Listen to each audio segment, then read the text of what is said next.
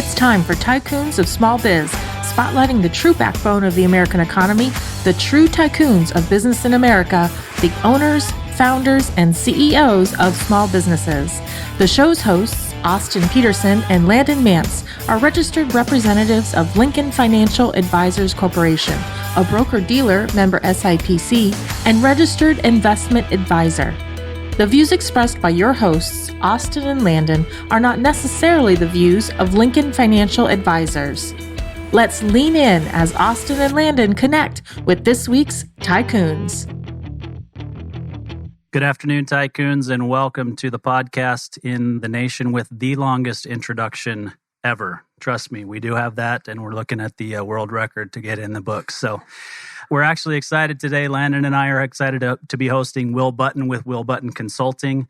Will Button Consulting is a management consulting company focused on converting your software and technology ideas into profitable, sustainable solutions, which we all need, obviously, specifically technology companies. So, Will, we're excited to have you in the studio today. Thanks for being here. Thank you so much for having me. Yeah, so we were talking a little bit before the show started, and you told us a little bit about your family, but we always like to start by having you do that for our listeners. And, you know, I think it gives us an eye into who you are and what kind of brought you to where you are today. So just give us some idea on your background, where you grew up, where you are today, wife, kids, that sort of thing. Right on.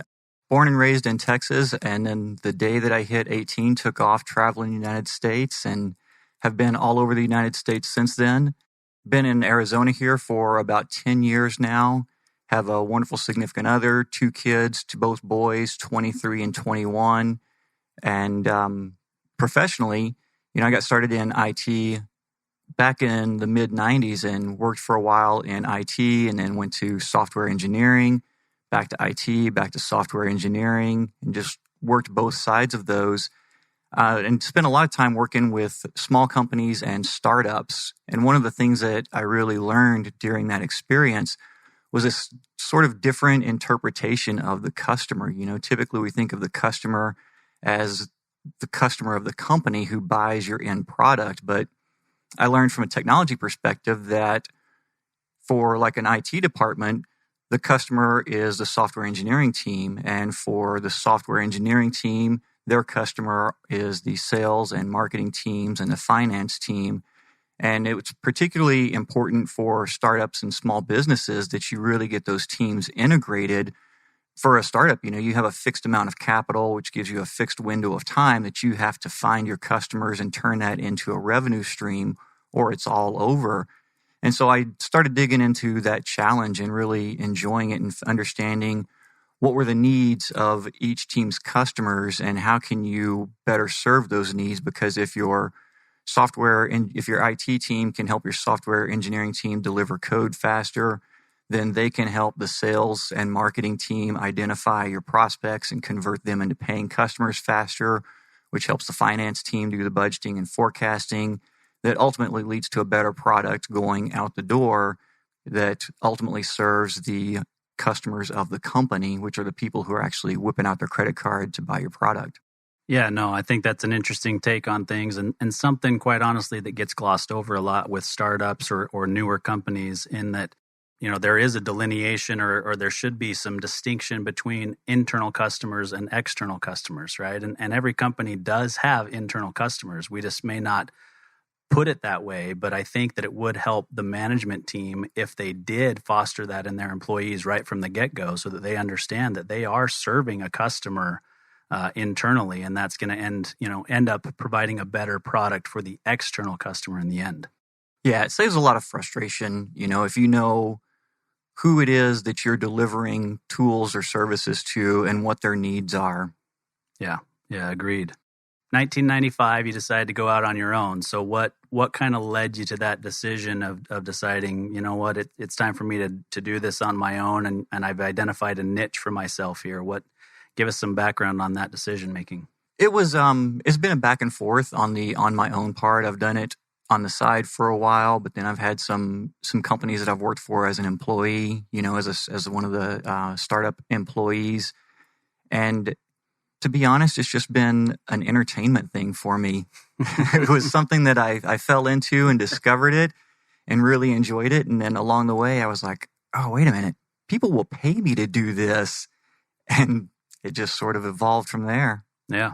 We haven't known each other long. I mean, we've spoken for maybe 20 minutes before the program started, but I get the sense from spending time with you that you're maybe a bit of a free spirit and you didn't enjoy working for other people. Is that fair to say? Yeah, that's probably very fair to say. I've got a very distinct case of shiny object syndrome. Well, I'm going to have to try to use that one with diagnosing, maybe children in the future. Shiny object syndrome rather than ADD or ADHD, right? Yeah, it's a milder version of that, but the destructive forces of it are pretty comparable. Yeah, no, it's funny though. I've been in the business world and self-employed for close to 20 years now, maybe a little over 20 years. And then before that, I grew up in a family where my dad was an entrepreneur as well. And so, it's kind of really all I've known. But the reality is that shiny object syndrome that you're talking about, or ADD or whatever it is, it's very common in business owners, right? And it can be a very, very good thing because it can lead to thinking outside the box. It can lead to being inventive, right, or innovative. But then we notice as the business starts to grow a little bit, then it can also be destructive, right? Sometimes you either have to hire somebody to offset some of the issues that person brings to the table, or you bring somebody else in to run the organization and you're just the innovator, right? We kind of saw that with like a Steve Jobs, for example, right? Or, a lot of people like that who are great, great minds and very innovative, but they're not managers or operators, right? Would you say that that's the case with you, or you rein it in pretty well and still operate quite well? No, I would say that's definitely the case. I get really excited at the start of a project whenever you have all of these unknowns and trying to determine what the product is and who the customer is for that and how to return that into a profitable process. But then the more and more of those check boxes that I get checked off, my interest in it fades and starts going somewhere else. But there's actually a really good book that touches on that. Ready, Fire, Aim by Michael Masterson. It's a great book. He touches on that a lot, and how the entrepreneur spirit is good for certain parts. And then the part I liked most about that was where he identified almost in like a checklist fashion of here's where you're going to stumble and here's what you need to do to address that along the way if you're going to continue growing the business. Yeah. I was going to ask you for advice for others because we know that there are lots of other listeners who are listening and have the same kind of an issue, what advice you would give. But that's anything you'd add besides the Ready, Fire, Aim book as advice to kind of deal with and overcome that? I think that book does a great job of summing it up. The one place that I see with a lot of people I've worked with where they struggle with this, in their first couple of products, one of the things I see a lot of people doing is waiting too late to actually launch that product. Because the intimidation factor is there. If you take out your phone and you open the Facebook app or Instagram or go to Amazon.com, that's a pretty polished professional experience. And so a lot of people building their first time product kind of set that as the bar, and they'll spend a ton of time on that professional and that polish, perhaps too much time, because what you really need to do with that first product is get it in front of the customers to start getting that early feedback, because there's always this difference between what you think the customers want and what the customers told you they wanted and what they actually want. And so if every day that you spend not finding out what that gap is, you're spending time and money that you may not have. And the objection to that is, I can't launch this product, until it looks great. But the reality of it is, if you're launching a product, or if your product is delivering more value than what the customer paid for it, they honestly don't care what it looks like. Yeah. Yeah. So, I think that, like you said, that can be a common pitfall, right? When you're trying to throw out a technology, you have a vision in your head and it's not quite there. And so you don't quite get there. You can obviously take it to the customer, but any other suggestions as to what they might do in terms of bringing in an advisory board or bringing in like a focus group to look at certain things? Like what have you seen work to avoid those types of pitfalls in the past? I think the only thing you can really count on is getting people to give you money for it. That's the ultimate litmus test, and that's the one that you can't sway that opinion either way. It's putting the product out there, finding your potential customers, and then seeing whether or not they buy, and then trying to figure out why they didn't buy. Okay. Yeah. So try it out, see if people will buy it. And if they don't buy it, then there's something wrong and there's something you got to fix. But maybe it's just a different iteration and you get there. But the biggest pitfall you see most commonly is that tech entrepreneurs specifically, will wait too long to get a product out there. Yeah, they'll want it, they have that perfectionist gene, and so they want it to be perfect before they launch. Yeah. Yeah, I think that's a good way to put it. I think, all of us are perfectionists to a certain extent, right? And we've got to try to overcome that a bit. Absolutely. Yeah, you have to find the balance of it. Yeah. So they shouldn't adopt this necessarily. I don't know if you can see that, Will. I can. ready, fire, aim. This is my little paperweight that is over on my bookshelf right here. I had to grab it and show it to you. I love it. It's perfect. I did get a little concerned when I saw you out of the corner of my eye get up and walk away, and I thought, oh, well, I wonder if Lannon will come back, or maybe he brought one of the twins with him to the office today. Well, I'm glad you're back. I had to grab that to show Will. So, Will, I know that you're a pretty big fan of working remotely. I think that you have done that for a number of years. And due to the times that we're in, a lot of people have had to, hone that skill in because they may not have had that prior to being forced into doing it right now. So would love to just kind of hear your thoughts, suggestions, tips, and tricks on, how do you effectively work remotely, here going forward?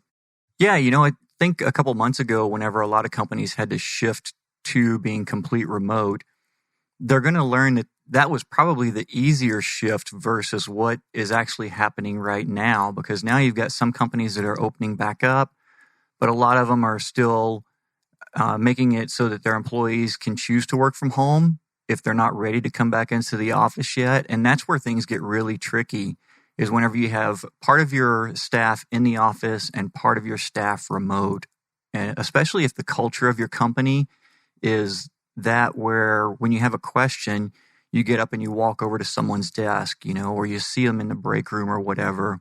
So when you have those remote employees, they miss out on a lot of that stuff. And so one of the things I've learned to deal with that is anytime that I get involved in a Google Hangout or a Zoom conference or anything like that, is understanding that 90% of this conversation has already taken place before I even knew that there was a topic.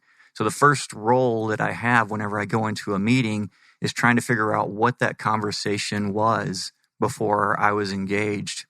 And one of the things you can do to help with that is just read the body language of the room if it's a video conference, particularly of the non-primary speaker. So if someone in the conference asks you a question and someone else, crosses their arms or something, or leans over and whispers to something else, that's a big indicator of some other conversation that's already happened. And it's worth drilling into just so that you have the full context of the conversation so you can add the value that you can.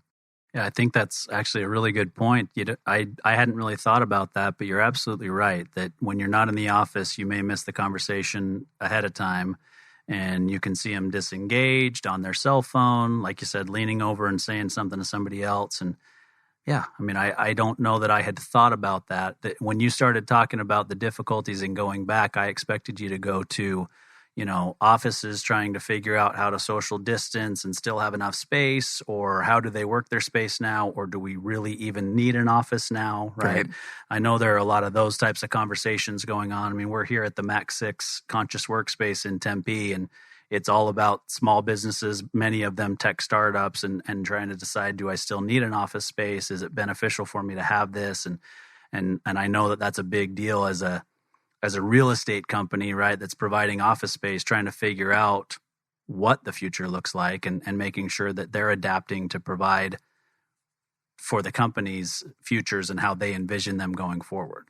Yeah, it'll be interesting to see over the next year how many companies actually change their culture and their working environment permanently as a result of this. Yeah, and I think the jury's still out, right? But I do think that there are many companies that have already said, our employees are going to work from home through the end of the year. Some are saying many of our employees won't ever come back to working inside of an office. And so we are starting to see the first iterations of that, but there's certainly still more to come. Everybody can't work from home, right? Right. Like every organization, that's not possible. You can't manufacture a car from home, right? So, there's still going to be people that have to come into offices or other work spaces to be able to accomplish things. And there is still, you've already mentioned it, some things that can be lacking in remote working, right? Because that face-to-face interaction or being able to sit in a room and write on a whiteboard together and different things like that can really lead to some pretty intense innovation, those sorts of things. So, I think there'll still be some value for workspace, but it'll be interesting to see how our entrepreneurs and innovators kind of work their way through this. Yeah, there's, I think one of the other difficulties in working remote is relying on text communication because, as humans, when we communicate, most of our language comes from body language, facial expressions, tone of voice. And if you're typing a text message or a chat message or an email to someone, you lose all of that. And a lot of people don't understand that the tone of voice you wrote your message in is likely not the tone of voice that the recipient is reading it in, especially if it's someone who's working at home, and they have sick family members and they've had some financial setbacks these last few months. They're going to read your message in that tone of voice from that perspective. And it sounds really dumb, but one of the things I've found is most effective at dealing with that is with pretty much every text-based communication I send, it has a meme or a GIF along with it because it provides visual context to how I'm really trying to convey the message. Yeah, no, I think that it's important. I mean, even 5 years ago, I would have conversations with people that either worked for me or with me or a client in making sure, and I would even kind of put a disclaimer in saying, just remember, you cannot read tone from Right. words in an email, right? I want to be clear that I'm not upset or, this is important, but I understand completely, something like that so that that tone can be added in. And if there's kind of some frustration going back and forth at any point, then it's time to pick up the phone and make sure that they can hear that tone of voice and you work through it together, right? Yeah, because it may be several iterations of that conversation before you even understand that there's a tone of voice conflict in that text thread. Right. Yeah, exactly. So when it comes to hiring specifically now or even just in general, as if you're talking to an entrepreneur that's getting ready to expand, right? When you start with a tech startup, it's typically you've got an idea, maybe you've got a partner, but there comes a point where you're hiring people for specific specializations that they bring to the table to help you get this project across the finish line and form it into an actual company. So what advice do you have for our entrepreneurs that are listening in terms of hiring and what they can do to make sure that you're hiring the right way to get a product launched appropriately?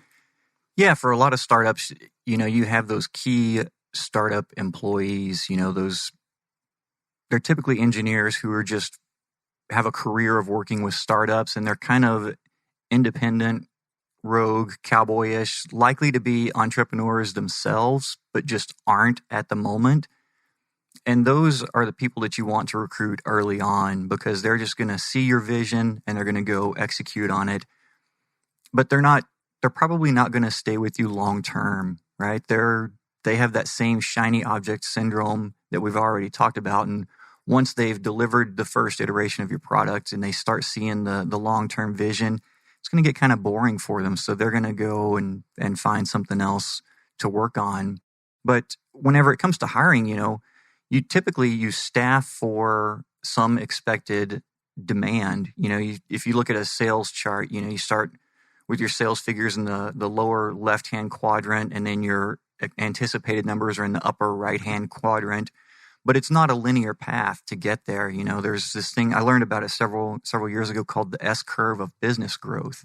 And I don't remember where I was introduced to that, but it's the path isn't linear. It's an S curve. So in the middle there somewhere, there's this plateau where, it could be that you've exhausted your marketing channel for finding new prospects, or you've reached the scaling capacity for the way your business is currently built, or, could be even something crazy and really obscure, like a global pandemic shuts down the economy for a couple months. That seems unlikely. Would be crazy. Right? That would never happen. That's sci-fi stuff, but it could happen. Either way, at some point you're going to have this plateau. And for a startup, you've got a fixed amount of cash and you've got your daily burn rate, which gives you a finite window of time that you have to reach profitability or you're out of cash. And so whenever you hit that plateau, it cuts down on your revenue that's coming in. So your daily burn rate is not the same, which shortens your window. To deal with that, if you're going to continue to reach for that full window, you've got to cut expenses. And a lot of times that means if you hired early on, you're going to have to lay off those employees that you just hired. So another approach that I like to this is actually holding off on hiring as long as possible. But there's some challenges to doing that, right? First of all, you're going to be putting all of this growth on your existing employees. So they're going to be working harder, and it's up to you as the leader to make sure that they are, that they're focused on keeping those employees motivated, they're delivering the things that they need to do their job and keep them from burning out. But the benefit to doing it this way is anything that's not absolutely critical to pushing product out the door for your customers is just going to get dropped by the wayside. If it's not necessary, they're going to stop doing it. And so the end result of that is whenever you do get to the point where you can hire people, you're going to be hiring people into an efficient workflow rather than hiring them into an inefficient workflow. I think it was Bill Gates that said automation applied to an inefficient process magnifies the inefficiencies, but automation applied to an efficient process magnifies the efficiencies. And he was specifically talking about software, but I think the same thing applies to hiring. Yeah, I think it probably applies to many different business processes, right? And so, just real quick before we go to a break, so would you say early on that it makes more sense to hire some of the engineering or other functions maybe on a contract basis, like through an Upwork or a Fiverr, whatever's appropriate for these particular, for what they need, right? Yeah, that's one way that's actually very common for people to go. You outsource that and have them build that initial product. And then once you've determined your customer market, and you've got a product that's selling, then you start bringing in those resources in-house. Yeah. All right. Well, let's take a quick break to hear from one of our sponsors, and we'll jump back in with many more probing questions for Will Button. At Paylocity, we deliver more than our awesome product suite with crazy good reviews. We prioritize your success by covering you with a deep support system to back up our easy-to-use, innovative HR solutions. Everything we do is designed to support you in reaching your goals. Together, we tackle your day-to-day work so that you can spend more time building the culture you and your employees crave. For professionals who crave true partnership, Paylocity is the HR and payroll company that frees you from the tasks of today, so together we can spend more time focused on the promise of tomorrow. Let's go forward together. All right, welcome back. I'm going to toss it over to Landon here for a second, assuming he's still awake with his twins keeping him up all night last night. I'm not quite sure if he's ever awake. Yeah, I'm not either, so we're on the same page. Hey, Will, doing a little bit of research prior to our conversation today, I think I was poking around on your website or an article that you had written or something, and you were talking about how you're a big supporter of multiple streams of income.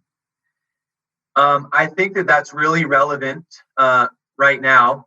So if you could, can you talk about what that what that means to you, what that looks like to you, and then how you've kind of executed on that, and how it's benefited you, going through this these challenging times that we're in right now. I'm a firm believer in multiple streams of income because it takes a lot of the pressure off of you. So many of us have a single job, and your entire financial livelihood is dependent on that job. And one of the things I learned early on in my career, because I chose to work in startups, is that just because you have a job doesn't mean you're going to get paid for it. And so that was really the primary motivation for discovering multiple streams of income. It's just a fact of life in startups, is sometimes a startup doesn't make it. And so as the provider for my family, we had certain financial commitments we had to meet to keep a roof over the head, keep the lights on, keep food on the table. And so that was really what started me down this path. For people in my line of work and lines of work similar to me, it's actually really easy to get started doing multiple streams of income because you can take on side jobs, for a client who just needs some part-time work. Or the one thing that I did was I started creating videos on how to write code and distributed those through some different content providers. And it turned out to be this royalty type scenario. So I recorded these videos years ago, but every month I still get a check from people who are continuing to watch those videos. And it sort of feeds on itself when you start doing that, because at first, it was $50 a month or $70 a month. And then it grew from there. And then I did more videos and it grew from there. And then all of a sudden it was paying the internet bill, and then it was paying, the grocery bill. And then we reached a point where it was covering the mortgage every month. And I sort of had this light bulb moment. It's like, wait a minute, I don't even have to work this month and the mortgage is covered. And so it gave me a huge amount of freedom in the types of clients I could pursue, the types of work that I could pursue, because I knew that I could take these big risks and the cost of failure was really, really small because our basic family living expenses were covered. Yeah, interesting. Yeah, Austin, in our profession, one of the ways that you can choose to get compensated is by, essentially creating a recurring revenue stream for, money that you manage for clients. And that certainly helps to, provide a buffer, a safety net, a peace of mind, if you will, so that when the economy does, take a turn for the worse, that that you can rely on some predictable income. So, yeah, thanks for sharing that. Yeah, for a lot of people, Yeah, go ahead. I was just going to say, for a lot of people, it doesn't have to even be in your primary profession. If you happen to, if you're an accountant, but you paint on the side, you can do paintings or music or something that's a hobby, and it's a great way to get to spend time doing your hobby, but also generate a little bit of revenue that way as well. Yeah, no, definitely agreed. I think that's a great point, because my follow-up question was going to be, well, our listeners are going to be thinking to themselves, well, how do you start down that road? And I love that suggestion that you just made, because that's a great place to start. Find something that you enjoy doing outside of work that you can potentially get paid to do, and start doing it for your friends and your neighbors and your church congregation. And all of a sudden you've got this little side business built up, and you've got some an alternate stream of income. So I love that thought. Yeah, no, I'm glad you clarified, because with a body like mine, I went right to stripping, which is what, where I would go for a second revenue stream. But no, in all seriousness, no, I think that it makes great sense. I mean, everybody needs to do what they can to insulate themselves from things that are unknown or unexpected, right? And we've just seen it with a pandemic, and so we've got to do everything we can to prepare ourselves. So, speaking of unexpected, I mean, I wanted to ask you what steps you think companies can take with an online presence to prevent downtime or server outages, right? Because we never know when they're going to come. So, what should specifically tech companies or non-tech companies, because we all have servers and those sorts of things that we're running off of to prevent outages. Yeah, the most important thing is two parts to that. One is you can't eliminate downtime. A lot of people will spend a lot of time and money to do it, but really good examples of that are companies like Twitter, which has a fairly substantial internet presence. They still go down from time to time, as does Google and Facebook. So if companies of that magnitude aren't able to maintain 100% availability, odds of us as a smaller company are not in our favor for doing that. So just understand that it's going to come, it's going to happen, and it's not the end of the world when it does. The key to navigating it successfully is having a plan before it happens.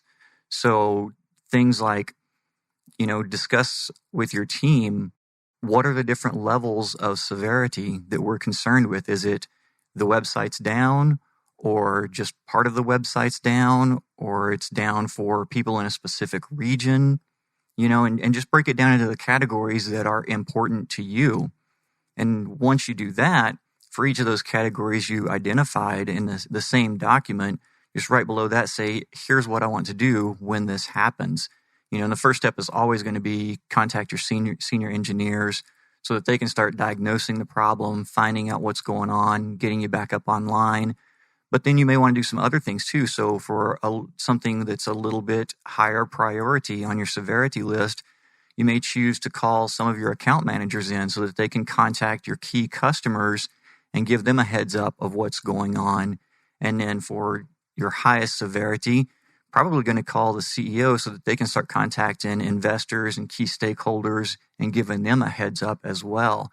And so having that documented ahead of time makes it a whole lot easier for whoever happened to be on call at 3 a.m. to call the CEO's cell phone if the conversation is going to have context. Yeah. If you're just dialing the CEO and haven't had this conversation up front, it's going to be an awkward conversation. But if you can call the CEO and say, hey, we've got severity 1 incident in process, then they know, oh, okay, we agreed that you were going to call me. And then the other part of that is if you're able to identify that and contact your customers and your investors and your stakeholders before they hear about it on Twitter or Facebook or however they hear about it, they're going to be thrilled. I mean, they're going to be a little bummed that there was downtime, but they're going to be so much more thrilled than if they tried to use your service and they weren't able to because it was down and you hadn't notified them. Yeah, no, I think that one, understanding that it is going to happen, right, and accepting that, but then having that plan in place, and like you said, communicate with your stakeholders, whoever that may be. And I personally just lived this. I'm sure that Landon did. With everything that went on with COVID-19, I found that by being proactive and calling my clients and saying, we've planned for this, right? We didn't expect a pandemic, but our portfolios are put together expecting volatility, for example, and just, reaching out to them and letting them know we are aware, we are watching your accounts, we know what's going on. The responses that I got from them, as opposed to an advisor who waits for the phone to ring or hopes that the phone never rings, right, is much better. And I found personally that the clients responded very positively, and I actually even picked up new accounts and referrals from it by being proactive. So having the plan, I think, is huge. And then being ready to communicate that plan when it does happen is super important. Yep, for sure. Because in a lot of cases, like the scenario you just mentioned, they may have had 100 other things on their mind, but then you called them like, oh, that's right, I hadn't even thought about that. Glad you called, because had I thought about it a few days from now, I would have been pretty upset. Yeah, I did actually have one client that managed to call me before I called him, and I said, I'm working my way down the list, and you were close. Because he started by saying, I'm sure your phone's ringing off the hook and people are upset, but I just need to know what's going on. And I said, well, actually, you're the first person that's called. I just hadn't gotten through the alphabet, quickly enough yet to get to you. Here's what's going on. I am aware of it. Yes, it's not great to look at your portfolio and realize that it's down, right? But this is what the market is down, this is what you're down, and there's a large gap between that. And it's because we anticipated this volatility and we're positioned appropriately for you. So, that's the way I would communicate it. But that, I'm in a very different business than you, but it's the same principle.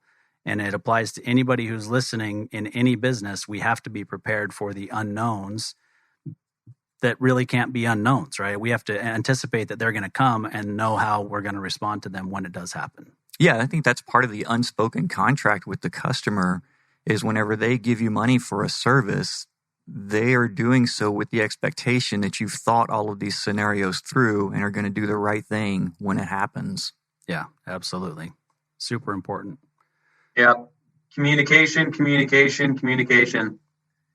It hurts a whole lot less to get punched in the gut when someone says, hey, I'm going to punch you in the gut rather than just getting punched in the gut.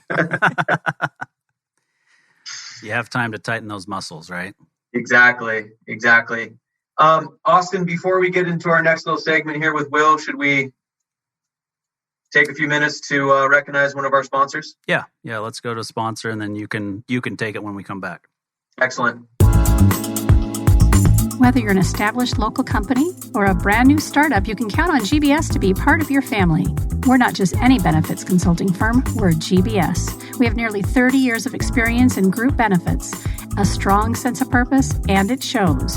GBS, believe in something better. gbsbenefits.com. So, Will, a couple of our prior guests on the show have mentioned, we've talked about outsourcing. I feel like that's a common theme, not just with our guests, but just a common theme in business. I feel like that's something that is starting to happen and be a lot more prevalent in business. So, you as a consultant to a lot of, small businesses and startups, what are some recommendations that you might have for some smaller companies when it comes to outsourcing, specifically development, whether it's website or, app development? Yeah, outsourcing actually makes a lot of sense for those smaller companies because engineering teams or developers are really hard to come by. And when you do come across them, it's really hard to quantify their skill set versus your needs. And so outsourcing allows you to just contact a company and give them your description, and then they can deal with all the technical aspects of making that happen. Where I see a lot of people fall through on that is not actually owning the code that gets created by the outsourced company, right? Mm-hmm. So they'll hire this company, they'll build whatever it is, and let's say it's a web application or even a phone-based application. They'll submit it to the Apple Store or the Google Play Store or push the code up onto your web server. And so it's running, but you don't actually have the source code that created that thing. And so as if your app is successful or your website's successful, you're going to grow your team. You're going to try to bring those skills in-house. You're going to need that code, which is, it could add some brittleness to that relationship with that vendor, as they see that transition coming. It's rare, but I've seen a few instances where, the vendors weren't just really ready to let go of that relationship and they had the source code, so they kind of had control of it. So I would recommend to anyone doing that, the very first thing to do is go to github.com and just create an account there and make sure that your code goes there. So whenever you hire your outsourced company, say all the code belongs in this repository. It can't live anywhere else. And you can further lock that down by setting up systems so that the code goes from GitHub to your web server only. The outsourced team doesn't even have access to your servers.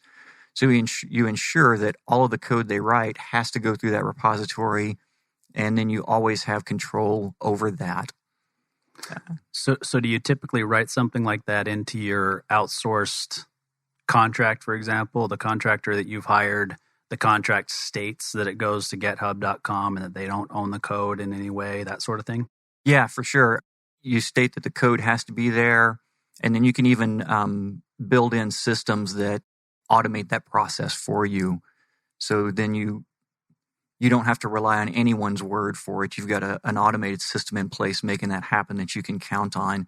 But you touched on a really good point there, the intellectual property itself too.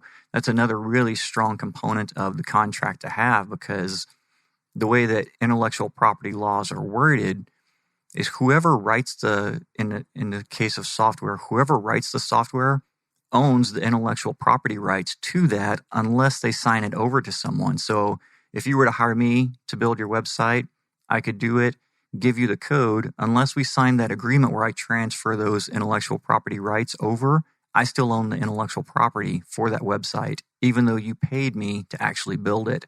So that's another key component to have in your contract when you're outsourcing work. Yeah, not being a tech startup guy, I wouldn't have thought about that, I don't think. And it makes me think about just some of the logo design work and different things like that I've had done for my own personal website. And luckily, the guy who does all that for me happens to be a family member, so he knows better. But it is still something to think about for sure. Yeah.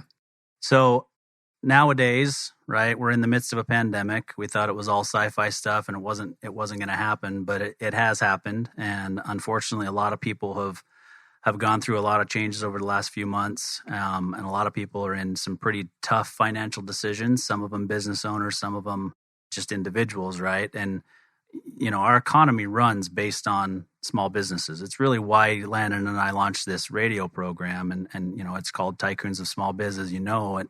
But it's that 99% of the businesses in our country are actually small businesses. Everybody thinks of the Amazons and the Walmarts and the Facebooks of the world, but the reality is most businesses are small businesses. Most businesses are running on a tight budget.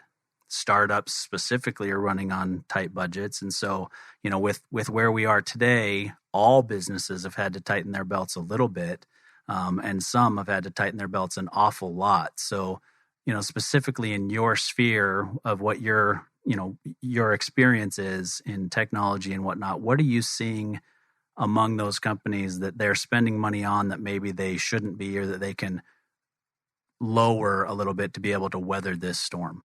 Yeah, the number one thing I see over and over again is I've come up with a term for it just called credit card infrastructure.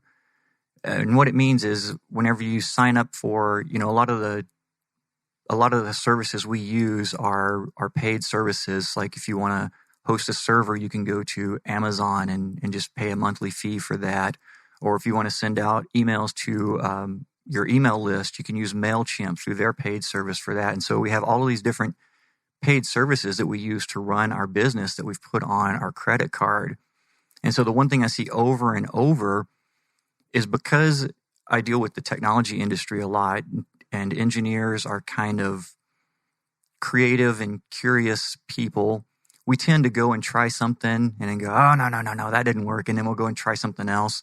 And so what happens over time is, the engineers will try product X to meet a certain need, and then it doesn't work. So they'll drop that one and go to product Y for it. But there's not really a full communication loop there to let everyone know that product X shouldn't be billing our credit card anymore. And so the way the process usually works is the credit card statement comes into the finance team. Finance team says, oh, this is a CTO's credit card. Hand them the statement, and they look at it and go, oh, that's for this thing and this is for that thing. And, they don't really piece it all together that they've got duplicate services there. Or they may not even realize that the team has transitioned to a different product. And so they end up paying for things twice. And I've seen this get really, really expensive on multiple occasions. So one of the things I think you can do to address that is, whenever the credit card statement comes in to the finance team, whoever owns the card is responsible for signing off on the expenses that they personally put on the card, whether it was client meals or gas for the company car or whatever it was on there. But any of these services get tagged for the senior engineer for that team. And the senior engineer is the one who actually signs off, yes, we're still using that service. And then what happens is, whenever the senior engineer says, we're not using this service as a trial anymore, we're committed to using this service, that's the signal for the finance team to get it off the credit card, call the vendor up, have them switch over to invoicing you. And so now that's going to come off of the credit card, and they're going to start sending invoices, which lets a couple of things happen. One, it gets it off of your credit card, so you're not incurring finance charges if there's finance charges associated with that card. The other is by going to an invoice system, your finance team is going to set a budget item for that. And so it's going to become a budgeted item. And then if that bill changes, whenever the finance team gets that invoice, they're going to say, hey, this is the wrong amount. And they're going to talk to the senior engineer and have a conversation about, was this because we used more of the service than we were anticipating, or did the pricing structure change? Are we expecting this to be a different amount? We need to reset the budget. But it just wraps everything up so that you don't have these hidden costs just lurking around on credit cards. Yeah. It's funny. I did not expect you to go to the books on that. I thought there was going to be certain fees, don't outsource this, outsource that, that sort of a response. But it's funny because last week we talked about it. We've probably talked about it every episode we've had so far is, that's typically not a problem early on. You're using very few services. Every dime that you're spending. But as the company grows a little bit, you kind of lose track of those sorts of things and you think, revenue solves all, we're good, right? Right. And the statistics are still terrible on businesses failing in the first few years. It's not just survive the first year or survive the first and second year. It's not, there's still very high failure rates later on in a company's lifetime. And what you just described is a major reason why. They kind of lose track of the spending. They think, our revenue's here, everything's good, and they're just not honing in on what they can do to be more profitable, right? Yeah. Over the last few years, we've had this scenario in the startup industry of spend your way to success. And it's such a strange philosophy to me, that you can even approach a business like that. And that philosophy does nothing to try and corral problems like this, and it could make a huge difference financially for this company as to when they're profitable and when they're not. But if you've got this spend your way to success mentality, then, you see your company spending more money. You're like, that must mean we're more successful. Yeah. Yeah, no, it's funny. I think specifically as small businesses today and maybe specific to tech startups, you see companies like Uber and even Tesla, for example, all these companies that have never been profitable. Right. Never. Not once. Not 1 year have they been profitable. Their stock prices are through the roof. Elon Musk is very, very wealthy, and yet his business doesn't make any money yet, right? They're producing way fewer cars than the Ford Motor Company, for example, yet his stock price is 100 times the stock price of Ford, right? So from a financial standpoint, I look at that and I think this just doesn't even make any sense, right? And we have to kind of hone that in, and people will also kind of compare the government to a small business or a family's budget, right? And the government doesn't have to balance their budget. Why do I have to balance my budget? Or, that sort of thing. But the reality is we all have to be good financial stewards in our businesses if we want our businesses to last.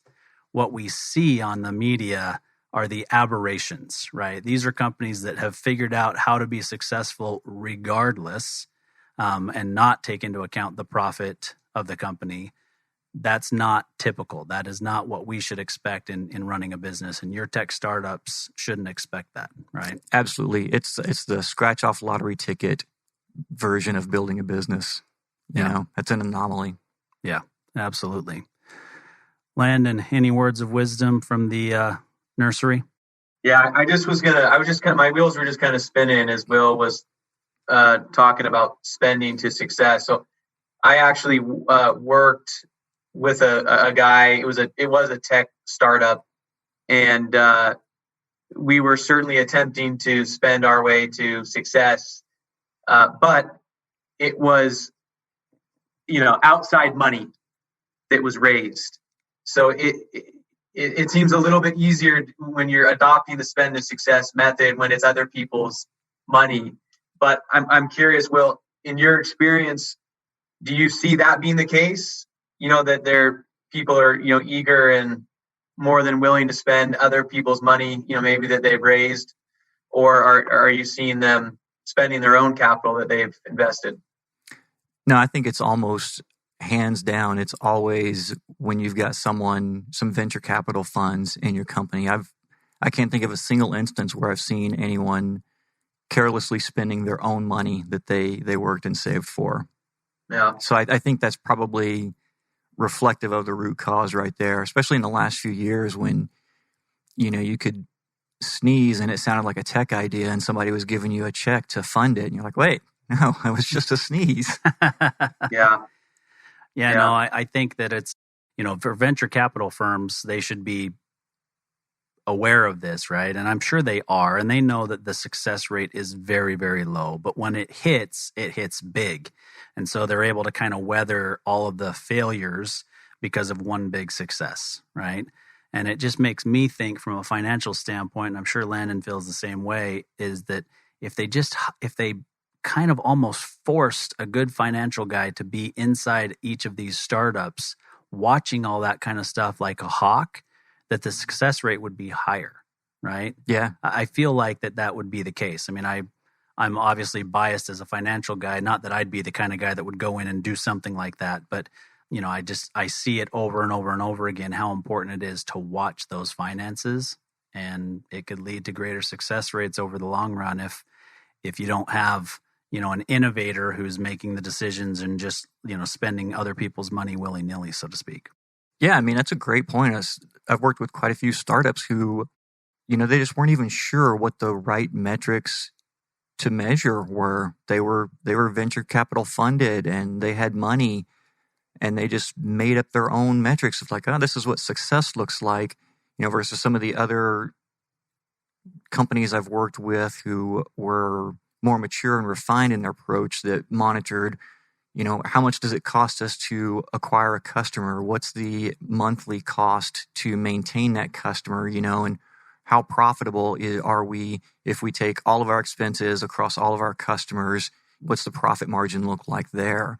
Which are really good, strong financial metrics to determining the health of the company, but unfortunately, they're rare for some companies. Yeah, right. And should we let go this product line because it's not profitable and just focus here, right? Right. There's a lot of stuff that can be done there, and I'm sure you're familiar with Brenda Schmidt. She was the founder of Solera. She's now the CEO of Coplex, mm-hmm. And I feel like they're doing some of that. She was a guest on our program maybe 3 or 4 weeks ago. And, they're doing some of that where it's more of an incubator. Let us help you kind of get to that point, and understanding that founders have brilliant minds and come up with some great ideas, but they're not always ready to actually run that business and get it across the finish line. Right. And so Coplex is kind of filling that gap. And I'm sure there are other groups out there too, but I just see it so often still with venture capital funds that'll throw money at something because it seems like a great idea, but the success rate is still super, super low. And I would bet that the statistics will bear out that like a Coplex is going to have a higher success rate than your typical venture capital group funding a company. Yeah, I would expect them to have more sustained profitability versus the VC funds that just throw out money and hope that they throw out enough money to catch that 1 in a million unicorn startup. Yeah. And I mean, I would say if you're a tech entrepreneur that's listening and has an idea that you may want to lean towards more the way that a Coplex is set up so that you do have a greater chance at success. Because nobody goes in wanting to fail, right? Right. Nobody goes in thinking, well, somebody just gave me some money, so I'm going to spend it until it's gone, and then I'll come up with another idea, right? I mean, I don't think guys are doing that. It's just they're not getting the guidance that they need to be successful. So if you truly want to be successful, surround yourself with the right people from the get-go.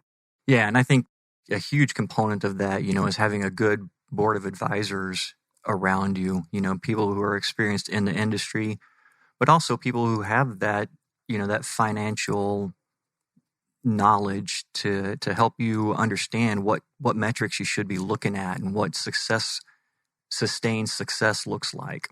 Yeah, agreed. And you don't have to hire somebody full-time right out of the gates for that, right? I mean, there's the fractional CFO and all that sort of stuff that's out there that can help with those sorts of things. Absolutely. Yeah, some setup work up front, and you can really refine that down to a half a dozen metrics that you report on weekly and just look at a glance and see what the state of everything is.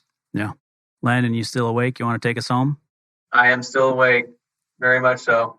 Yeah, Will, this has been great, man. You've had a lot of really great suggestions and thoughts to share with our listeners, and Austin and I as well.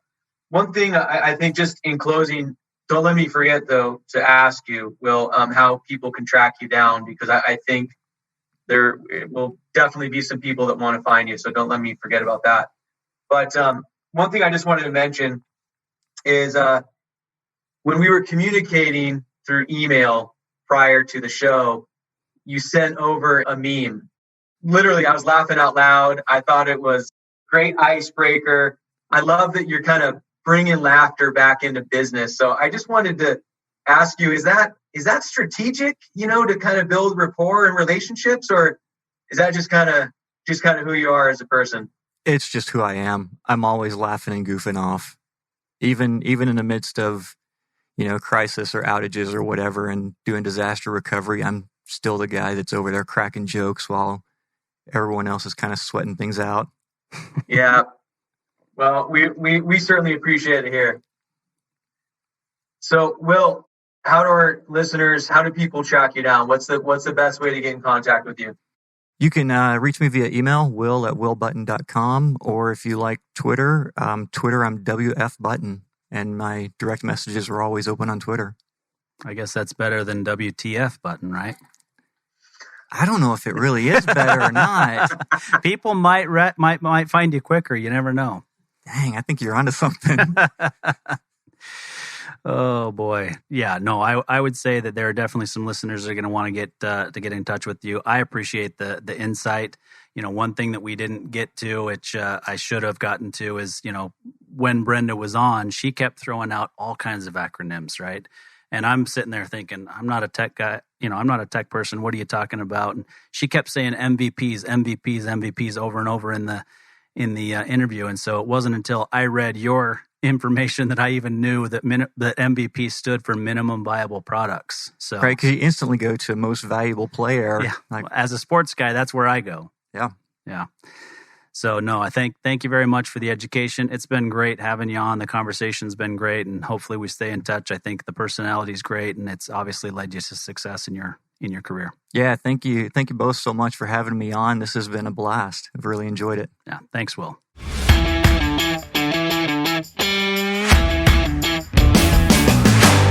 You've been listening to Tycoons of Small Biz, proudly hosted by Austin Peterson and Landon Mance.